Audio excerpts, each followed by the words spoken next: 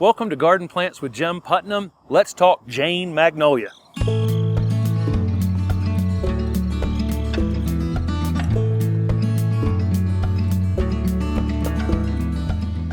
This is Jane Magnolia. This is one of the National Arboretum hybrids. There are 8 girl names in this series. These were introduced back in the 1950s. This is Jane. Jane is a moderate grower. It can be single trunked. You'll sometimes see them single trunked, or more often than that, you'll see as a multi-trunk shrub. Really has really beautiful gray bark, and then a leathery green leaf once it leaves out in the spring. And as you can see, before it leaves out, this beautiful floral display.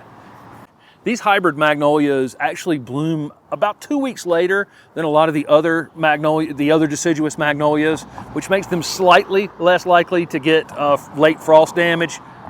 You know, they still bloom way early. This is in mid-March when we're filming this. Gets a really nice kind of yellow russet fall color on it.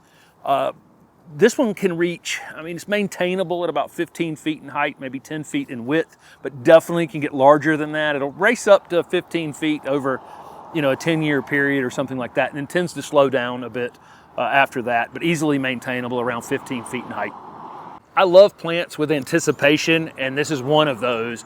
Get these fuzzy gray flower buds early, during the fall, which stay on it all winter long, and then they increase in size as soon as the soil temperature starts to warm up, as soon as the days get a little bit longer. And then it forms almost a magenta color bud, and then as it opens, that magenta color fades to like a pink on the outside, a pinkish purple on the outside, and white on the inside. This series of 8 has purples and pinks and whites and various colors. They are fragrant, not as fragrant as some of the other deciduous magnolias, but you'll know it's there. Fragrant without overwhelming you is what I would say. On a more mature plant, these flowers can be between 4 and 8 inches in width. This is a newer planted shrub. It was actually just planted in the fall, so it's the flowers are a bit smaller on it. These are hardy in zone 4 to 8. Some people even say 3. So most people watching this can grow these. Best in full sun. They will take some shade, but expect them to stretch a bit and probably have a few less flowers. But out here in the full sun, they just absolutely thrive. So this is a tree or a very large shrub. So in terms of landscape uses, it's probably going to go out on the edge of your property. Would be a great piece in a mixed border or in front of an evergreen screen, or just as a single specimen. That's typically where you'll see these mostly, is planted out as a single specimen, and then other beds kind of worked around it. The Jane Magnolia would be the star of the show. These are very tolerant of lots of different soil types, as long as it's well drained. Slightly moist, well drained soil is kind of perfect. They do become very drought tolerant over time. An established Jane Magnolia here, where we get regular rainfall, is going to need very little from you. They do have shallow roots, and so that's one thing I'd like to point out, is this is a plant you definitely want to keep it mulched,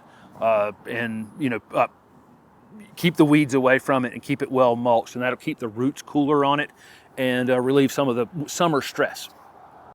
So this one was planted and I think maybe watered one time, and has been absolutely fine here. This is a landscape project we put in the fall, which everything is just kind of coming to life here in the early spring. It's a plant you can water for a couple of months, and then when it's abnormally dry after that, it gets itself established pretty quickly. We fertilize once a year with an organic fertilizer. That's pretty much all the fertilizing I do in a year. It really doesn't need a whole lot. Pruning, you can prune a crazy limb here or there. Occasionally I'll see on these deciduous magnolias, especially early on when they have so many branches coming up, maybe one of those dies, you can cut it to the ground.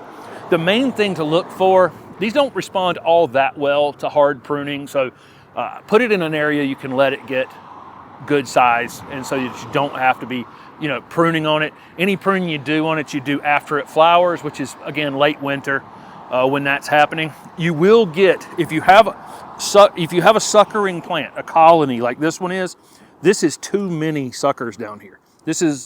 I want to grow this as a small specimen tree that has maybe five branches. Currently, this one has 10 or 12. So I'm going to go down in here and take out some of the weaker ones, and then also anything that's crossing. So look, this is an example. These two branches coming up the middle of this one are right on top of one another, and they're rubbing one another. One or the other of these needs to go and be cut all the way down to the ground.